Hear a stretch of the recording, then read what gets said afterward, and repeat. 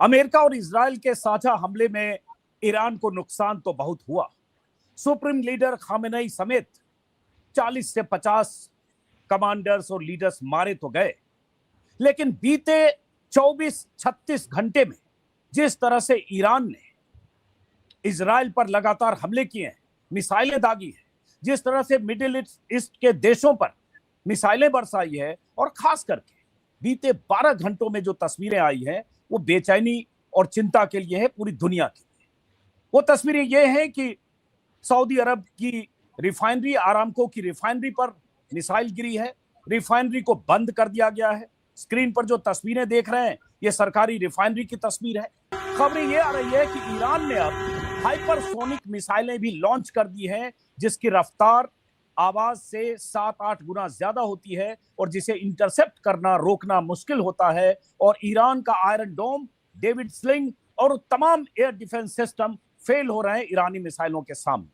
और इस बीच जैसा कि मैंने कहा, मिडिल ईस्ट के देशों में खलबली है, क्योंकि कुवैत में कहा जा रहा है कि 3 ऐसे अमेरिकी जेट गिरे जो ईरानी मिसाइलों की जद में थे या ईरानी हमले की वजह से अमेरिकी जेट क्रैश हुए। ये तस्वीरें कुवैत से आई। और इस तरह की तस्वीरों के बीच अमेरिका का यह कहना कि हम इस लड़ाई को अंजाम तक पहुंचाएंगे, ईरान का यह कहना कि हम कुछ भी हो जाए पीछे नहीं हटेंगे। खबरें आ रही है कि फ्रांस, जर्मनी और ब्रिटेन भी ईरान के खिलाफ ताकत का इजहार कर सकते हैं या अमेरिका का साथ दे सकते हैं।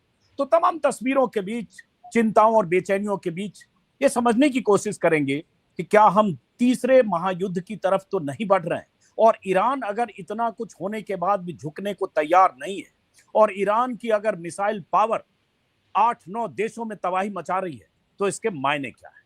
कि जो खबरें शीतल जी आई, जो मैंने वीडियो जो स्क्रीन पर दिख रहा है कि सबसे बड़ी रिफाइनरी में से एक, वहां इस तरह से अटैक होना, और अब लग रहा है कि ईरान ने यह तय कर लिया है कि चाहे सिविलियन इलाका हो, चाहे किसी तरह का एस्टेब्लिशमेंट हो, होटल्स हो, कोई भी इलाका हो मिडिल ईस्ट के देश, वहां मिसाइलें दागी जाए ताकि वहां बेचैनी और छटपटाहट हो कि इस युद्ध को कैसे रोका जाए। पहले यह कहा जा रहा था कि जो मिडिल ईस्ट के 7-8 देश हैं वहां सिर्फ यूएस जो मिलिट्री बेस है वहां अटैक होगा, लेकिन अब ईरान ने पिछले 24 घंटे में कहें तो यहां वहां जहां तहां मिसाइलें दागी है, और अब खबर आ रही है कि हाइपरसोनिक मिसाइलों का इस्तेमाल हो रहा है।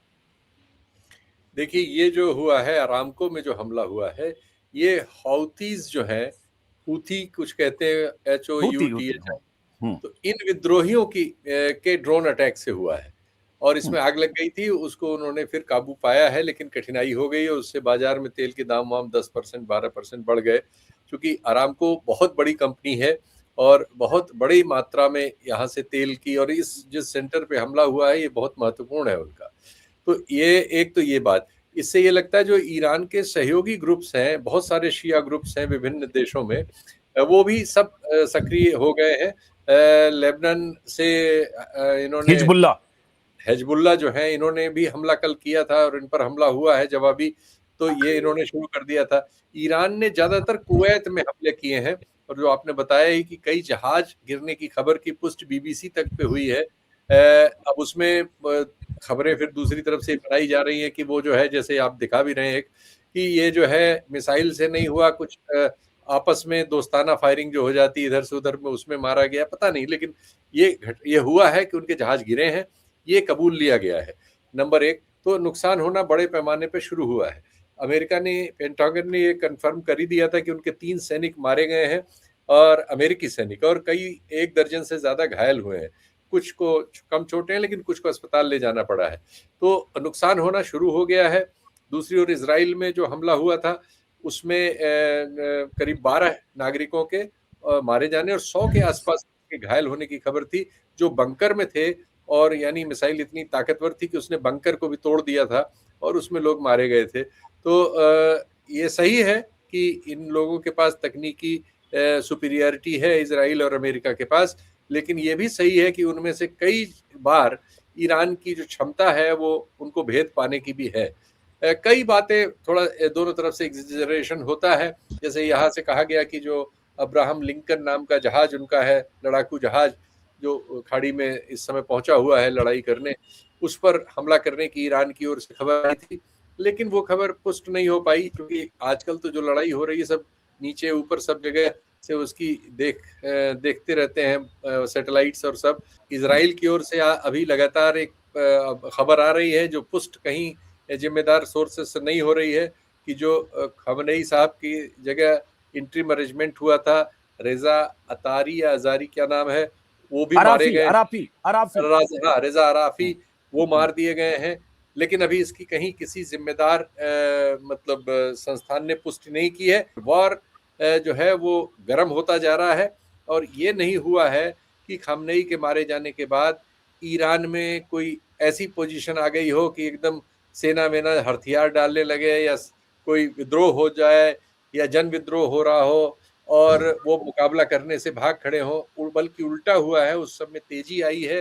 जो भी उनकी सामर्थ्य है उसके साथ वो लड़ते हुए नजर आ रहे हैं, और उसकी वजह से दुनिया में बहुत सारे देशों में जहाँ शिया हैं और जहाँ नहीं भी हैं, वहाँ इन देशों के खिलाफ लोग जो है प्रदर्शन करते हुए आ रहे हैं। और जो मेरी सूचना है कि औसतन ईरान के पक्ष में एक मतलब मुस्लिम समाज में पूरे दुनिया में एक वातावरण इससे क्रिएट हुआ है। तमाम लोग कह रहे हैं कि ये सीधे सीधे किलिंग है, टारगेटेड किलिंग, कि आपने खामेनेई समेत 40-50 लोगों को टारगेट करके मार दिया, हत्या कर दी। और उसके बाद मनमानी पर उतरा हुआ अमेरिका, और उसके बाद ईरान का रिटेलिएशन। बहुत सारे लोगों को लग रहा होगा कि खामेनेई और उनके 40-50 लोग अगर मारे गए तो ईरान कमजोर होगा, सरेंडर करेगा, हथियार डाल देगा, घुटने टेक देगा, टॉक्स की टेबल पर आ जाएगा। लेकिन ईरान का जो रिटेलिएशन है, जवाबी कार्रवाई है, वो कहीं से इसका संकेत नहीं दे रहा है। तो इसको कैसे देखते हैं संभावित खतरे को, और मिडिल ईस्ट और दुनिया के संदर्भ?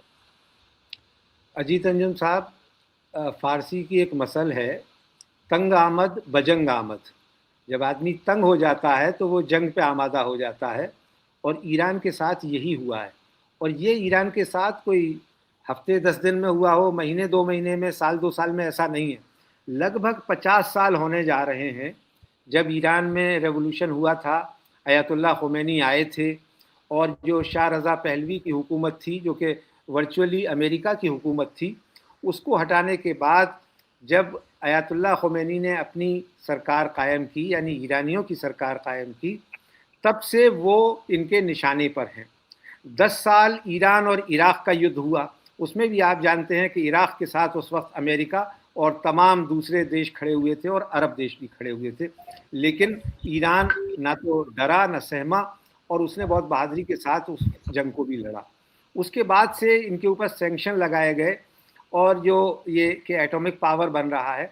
आप अगर देखें तो जब सद्दाम हुसैन को हटाया गया था, उस वक्त एक केस बनाया गया WMD, weapons of mass destruction, और इन्हीं के साइंटिस्ट ने ये जब कह दिया कि इराक़ के पास ऐसे कोई WMD नहीं है, तो बुश जूनियर जो उस वक्त राष्ट्रपति थे, उन्होंने कहा कि हमें सद्दाम का चेहरा पसंद नहीं है, दुनिया सद्दाम के बिना ज़्यादा बेहतर और सुरक्षित होगी। ये लोग और अब पूरे तरीके से नंगई पर उतर आए हैं। ये किसी अंतर्राष्ट्रीय कानून को नहीं मान रहे हैं, संयुक्त राष्ट्र का कोई मतलब नहीं रह गया है, इंटरनेशनल कोर्ट ऑफ जस्टिस का कोई मतलब नहीं रह गया है। इस बीच में अब ईरान को तबाह करने का उन्होंने ठेका ले लिया। अब इसमें उनके कई जो है ना, एक तीर से कई निशाने लग रहे हैं। एक तो विद इन अरब वर्ल्ड जो मुस्लिम वर्सेस मुस्लिम हो सकता है, शिया सुन्नी तो अभी छोड़ ही दीजिए, उसमें ये हो गया कि अब ईरान जो है वो कतर पर भी हमले कर रहा है, UAE पर भी कर रहा है, सऊदी अरब पर भी कर रहा है, कुवैत पर भी कर रहा है। तो जो आपने अपने इंट्रोडक्शन में कहा, लगभग तीसरी आलमी जंग जो थर्ड वर्ल्ड वॉर का सिनेरियो तो बन चुका है। ये कितना खिंचेगी ये तो अब अमेरिका और इजराइल को तय करना है, क्योंकि ईरान के ऊपर तो ये लाद दी गई है। ईरान के पास अब कोई ऑप्शन नहीं है पीछे हटने का। वो अगर आज सीज फायर का भी ऐलान करे तब भी ये लोग उसको मानने वाले नहीं है। तो इसलिए अब उन्होंने कसम खा ली है आखिरी सांस तक लड़ने की, और वो लड़ेंगे। और उनका पिछले 50 साल का ये ट्रैक रिकॉर्ड बताता है कि वो कभी भी किसी भी धमकी में नहीं आए हैं। नुकसान उन्हें उठाना पड़ा है, बहुत हालात ख़राब हैं, महंगाई बहुत ज़्यादा है, इकोनॉमी शटर हो गई है, उनके पास में बुनियादी सेवाएं नहीं हैं, दवाएं नहीं हैं, मगर वो किसी भी कीमत पर झुकने के लिए तैयार नहीं है। ट्रंप ने सोचा था कि जैसा वेनेजुएला में उन्होंने किया, राष्ट्रपति को वहां से उठा करके, और वहां चूं भी नहीं हुई, एक चींटी भी नहीं मरी, वैसा ही शायद ईरान में भी हो जाएगा। लेकिन ईरान से मैसेज अभी आ रहा है कि बड़ी तादाद वहां रिजीम चेंज के लिए तैयार नहीं है।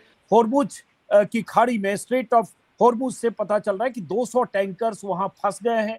तेल की कीमतें 9-10% बढ़ रही है और एक नया संकट विश्व के सामने होगा, क्योंकि ईरान के लिए होर्मुज को डिस्टर्ब करना बहुत मुश्किल नहीं है, क्योंकि उसके मुहाने पर बैठा है। ईरान अगर इस तरह से रिटेलिएट कर रहा है तो इसको क्या अमेरिका समेट पाएगा, इजराइल समेट पाएगा? ये वेनेजुएला नहीं है। उधर अमेरिका में जो उनके जनरल्स हैं, पेंटागन जो है वो ट्रंप से असहमत है। ये वॉशिंगटन पोस्ट ने रिपोर्ट किया है।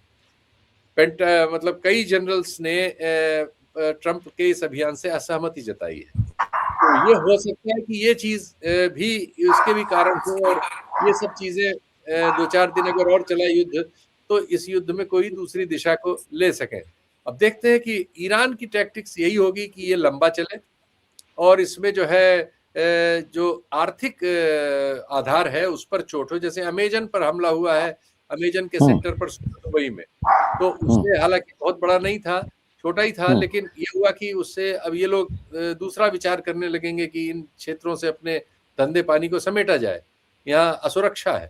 तो ये जाना यहाँ की सबकी इकोनॉमी के लिए बवाल होगा। और ये लोग चूंकि इनके जो शासक हैं, जितने यूएई के हैं और सऊदी अरब वगैरह के हैं, ये सब लोग अमेरिका की ही गोद में है एक्चुअली बहुत लंबे समय। इन सब के यहाँ अमेरिका के सैनिक अड्डे भी हैं। ईरान के चारों तरफ नक्शा देखिए तो बिल्कुल सैनिक अड्डों से भरा हुआ है, जो सब खाड़ी के देशों में है और सब अमेरिका के साथ है। तो यही सुविधा है एक्चुअली यहाँ इजराइल को मनमानी करने में जो सुविधा होती है, इसीलिए वो हर युद्ध में अमेरिका को घसीटता है कि अमेरिका की सैनिक प्रेजेंस इस इलाके में भयानक है, और ईरान जो है चारों तरफ से घिरा हुआ है। एक सवाल बीच में पूछ रहा हूँ शीतल जी, जैसे अभी खबर आ रही है, कुछ देर पहले की होगी, मैं किसी चैनल पर ब्रेकिंग देख रहा हूँ कि पुतिन ने यूएई के राष्ट्रपति से बात की। चाइना और रसिया पहले भी इस अमेरिकी हमले की एक तरह से का विरोध या मुखालफत कर चुका है। अब मिडिल ईस्ट में जिस तरह से ये पसर रहा है मामला, उसके बाद पुतिन का इस तरह से यूएई के हेड ऑफ स्टेट से बात करना, चाइना और रसिया किसी ढंग से इंगेज अगर हो गया तब तो ये लड़ाई किसी दूसरी दिशा में जाएगी, लेकिन उसके प्रेशर से भी सही, क्या अमेरिका इस युद्ध को समेटने के लिए मजबूर हो सकता है क्या? नहीं, चाइना और रशिया यही कोशिश करेंगे ईरान की मदद के लिए। कुछ तो हार्डवेयर में मदद वो करते हैं, युद्ध के दौरान किस तरह से कर रहे होंगे हम लोगों को नहीं पता चलेगा कभी। हाँ, टेक्नोलॉजी, सर्विलांस। हाँ, चाइना की मदद वो जो अमेरिकी हवाई अड्डे पे पहले दिन जो हमला हुआ था उनके 5वें नेवल बेस पर, तो ऐसी मिसाइलों को सैटेलाइट सपोर्ट देना पड़ता है इंफॉर्मेशन का, कि वो सुरक्षा के जो उपकरण होते हैं उनको मतलब उनको वैसिलेट करके और मोर्चे तक पहुंच जाए। तो उसमें नेविगेशन का जो काम होता है, जैसा उसकी व्यवस्था सिर्फ अमेरिका के पास है, और चीन ने अभी विकसित की है, एक हद तक, पूरी नहीं की है, शायद अगले साल उसकी पूरी हो जाएगी। उसमें 30,000 जिसका कहा गया, जिसका इस्तेमाल चीन ने भारत के खिलाफ भी किया था, पाकिस्तान के साथ, जो भारत के खिलाफ पाकिस्तान के लिए किया था कहा जाता है, और वैसा ही इस्तेमाल कहा जाता है कि जो 5वें उनके उस पर नेवल फ्लीट पे जो हमला हुआ है, वो बहरीन में वाला, वो हमला उसी तरह के नेविगेशन सपोर्ट से संभव था और वो हुआ है।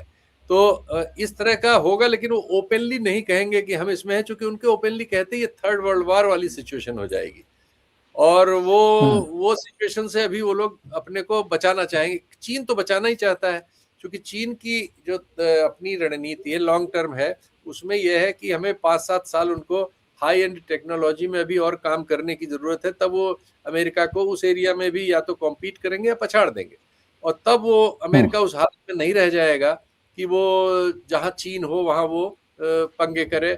लैटिन अमेरिका के तो सारे देश, तो अमेरिका उनको अपना हेमिस्फेयर बता रहा है, ये मतलब हमारी कॉलोनीज हैं। तो एक नए कॉलोनियल दौर में हम लोग धीरे धीरे पहुंचाने की कोशिश हो रही है। इसको रोकने के लिए पहले जैसे सोवियत संघ था, वो हालत चीन की आने में भी 4-5 साल टेक्नोलॉजिकली बाकी है, जैसा चीनी रणनीति के बारे में विश्लेषण करने वाले लोग कहते हैं। जितना संभव होगा हार्डवेयर वगैरह की मदद होगी, ये मिसाइलों का जो प्रोग्राम दुनिया में अमेरिका के जवाब में चाहे भारत में हुआ हो, चाहे ईरान में हुआ हो या कहीं पे, तो रूस ने ही मदद सबको की है। सबसे पहले तो रूस के ही पास ये सब था और अब बहुत सारे देशों के पास है। चीन के पास भी रूस से ही आया है। तो रूस इन मामलों में मतलब रूस जो सोवियत संघ था उसने तो बहुत चीजों में रिसर्च करके अपने को बराबर कर ही लिया था और एटॉमिक फोर्स के तौर पर तो वो बराबर है ही है। इसी वजह से उसका अस्तित्व बचा है, तो निपट ही जाता। ईरान के पास 2000 किलोमीटर 2500 किलोमीटर तक मार करने वाली मिसाइलें हैं, उसमें हाइपरसोनिक सुपरसोनिक मिसाइलें हैं। अब तक इस तरह की मिसाइलों का इस्तेमाल नहीं हो रहा था, कहा जा रहा है अब वो सुपरसोनिक मिसाइलें भी इस्तेमाल ईरान कर रहा है या करने के लिए सोच रहा है या इजराइल की शहरों की तरफ दागे गए। ईरान को अपने बारे में कोई मुगालता नहीं है, उसे मालूम है कि वो किस हद तक लड़ सकता है, कितने दिन लड़ सकता है। लेकिन जो कोलेटरल डैमेज हो रहा है अमेरिका, इजराइल और उनके मित्र देशों का, वो कहीं कई गुना ज़्यादा होगा और उसके बारे में सोचने का काम इन लोगों को करना पड़ेगा, ना कि ईरान को। ईरान को तो अब मालूम है कि हम तो अब फाइट टू फिनिश है, ये हमारे वजूद की लड़ाई है, अस्तित्व की लड़ाई है, हमारी लीडरशिप को ख़त्म कर दिया, हमारे हर तरह से हमको तबाह बर्बाद करने की कोशिश है। तो अब वो कोई मुरव्वत दिखाने वाला नहीं है। वो अरब देशों के साथ भी कोई मुरव्वत नहीं दिखा रहा है और जहाँ जहाँ जितना नुकसान कर सकता है वो करेगा। इस वक्त सबसे बड़ी बात तो यह है कि इंटरनेशनल कम्युनिटी आखिर है कहाँ, वो तो कहीं नजर ही नहीं आ रही है। और उसमें दुनिया का सबसे बड़ा लोकतंत्र यानी हमारा देश, उसने तो ऐसी खामोशी और ऐसी बेशर्मी तारी कर रखी है अपने ऊपर कि उसका कोई रोल ही नहीं रह गया है। और बल्कि ये एक तरह से देखने को मिल रहा है कि अभी 3 दिन पहले हमारे प्रधानमंत्री वहां नेतन्याहू से बगलगीर होकर के आए हैं और इजराइल की पीठ थपथपा के आए हैं। 4 दिन हो गए जंग को। सिक्योरिटी काउंसिल की मीटिंग होती है आमतौर पर जब कभी कोई हमला होता है, यूनाइटेड नेशन सिक्योरिटी काउंसिल की, पता ही नहीं है। यूएन सिक्योरिटी यूनाइटेड नेशन का जो जनरल सेक्रेटरी है वो कहाँ है, क्या कर रहा है, किसी को नहीं मालूम है। और उसको सबको मालूम है कि भाई ट्रंप दादा ने कह दिया है कि साहब खबरदार, और हमारे पैसे से तो तुम काम करते हो, इसलिए हम तो तुम्हें एक पैसा नहीं देंगे। तो वो सब जो है बिल्कुल दम बखुद होकर के अपने घरों में बैठे हुए हैं। अब जिसको कहते हैं कि इस जंग का खुदा ही मालिक है, क्योंकि इसके बारे में कुछ नहीं कहा जा सकता। वरना तो क्या मतलब था कि इतनी बड़ी घटना हो जाए, तीसरा विश्व युद्ध वर्चुअली शुरू हो जाए और पूरी दुनिया खामोश बैठी हुई। ईरान की संप्रभुता पर अगर अमेरिका ने, इजराइल ने हमला बोला है और वहां के सुप्रीम लीडर जो वहां के लिए हेड ऑफ द स्टेट है उनकी सीधे सीधे किलिंग की है, तो भारत बयान के हिसाब से रस्म अदायगी भी तो करे कि किसी संप्रभु देश पर इस तरह के हमले के हम पक्ष में नहीं है। लेकिन भारत की चुप्पी है, इसको कैसे देखते हैं, या यही जरूरी है भारत के लिए? देखिए, भारत की नीतियों का अब विमर्श से निर्धारण नहीं हो रहा है, न संसद में, और हम इतने तो प्राइवी हैं कि कैबिनेट में भी कोई बात नहीं होती और किसी कैबिनेट में ये तय नहीं हुआ है। ये मोदी जी की निजी राय है और उन्होंने पूरी हमारी विदेश नीति को उल्टा खड़ा कर दिया है। अभी पिछले साल ही या पिछले साल के पिछले राष्ट्रपति जब वहाँ के दिवंगत हुए थे ईरान के, तो हमने एक दिन का राष्ट्रीय शोक किया था। आज उनके सर्वोच्च नेता की हत्या हुई है और भारत की ओर से एक लाइन की टिप्पणी तक नहीं है। उस समय का उनका अगर भाषण सुने तो उसके हिसाब से आपको समझ में आएगा कि ईरान की वो तारीफें कर रहे थे और चाबहार पर उन्होंने जो इंटरव्यू दे रखे थे, और हमने $120 मिलियन चाबहार में अभी पिछले साल रिलीज किया है ईरान को उपकरण खरीदने। मैंने वो यात्रा कवर की थी और मैं तेहरान में था जब हमारे प्रधानमंत्री फारसी के शेर पढ़ रहे थे। बताइए, तो ये जो मतलब समरसाल्ट किया है नीति का, ये कहीं हमारे मतलब लोकतांत्रिक देश में ये सब इतना बड़ा फर्क लाने के लिए तो बड़ी आपस में बातचीत की जाती है। एकाएक आप 27 को इजराइल से लौटते हैं, 28 को ईरान पे हमला होता है और इजराइल ही शुरू करता है। तो ये सब कमाल हो रहा है। दुनिया में आप ही हैं जो उसको लेजिटिमेसी दे रहे हैं इस समय, जिसके खिलाफ 177 यूएन रेजोल्यूशन पास हैं दादागिरी के मामलों में, और 120 से ज्यादा। और आप नेतन्याहू से बात कर रहे हैं, यूएई के प्रिंस से बात कर रहे हैं, लेकिन आप ईरान पर क्यों नहीं बोल रहे हैं? सीधे सीधे 500 लोगों को मारा गया जिसमें लीडरशिप को खत्म कर दिया गया। यही मतलब, तो आप ये सब जो हुआ है ये असाधारण है। लेकिन अब हमारे देश में भी बहुत सारी चीजें असाधारण हो रही हैं, जैसे दुनिया में ट्रम्प साहब की वजह से हो रही हैं, हमारे देश में अब क्या कहा जाए, जो है आप सबको पता ही है। हमारे विदेश मंत्री आजकल क्या कर रहे हैं और कहाँ नजर आ रहे हैं, यही समझ पाना मुश्किल हो रहा है। इतना बड़ा देश, उसने अपने आप को बिल्कुल ऐसा, जैसे बनाना रिपब्लिक के देश होते हैं, अपने आप को उस स्थिति में ला करके खड़ा कर लिया है। नतीजा ये है कि ना हमारी कोई हैसियत है और ना कोई वजूद है।